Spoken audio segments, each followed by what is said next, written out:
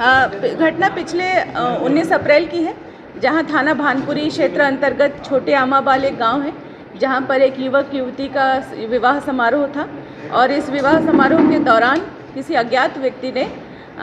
यहाँ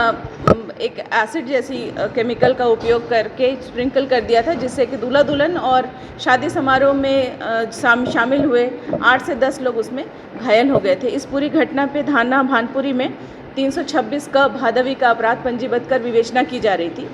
जब पूछताछ किया गया तो बताया, ऐसा जिन लोगों ने देखा था उन्होंने बताया कि वैसे तो अंधेरा था क्योंकि लाइट नहीं थी,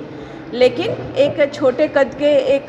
कोई व्यक्ति जिसने शर्ट पैंट पहना हुआ था, इस हुलिये का विवरण वहाँ के उपस्थित लोगों ने दिया। इसके आधार पर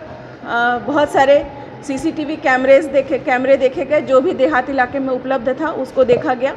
तकनीकी साक्ष्य संकलित किया गया, गांव में मुखबिर तैनात किए गए, पुलिस बल को भी वहां पर सिविल स्टाफ में लगाया गया।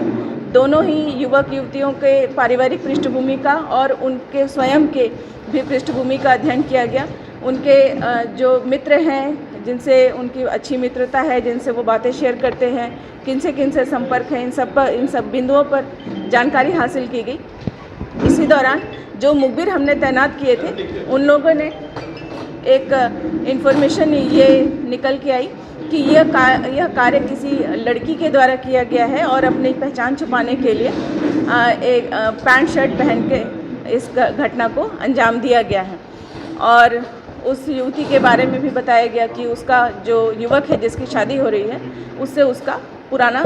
मित्रता है। इस इंफॉर्मेशन के आधार पर इसको डेवलप किया गया और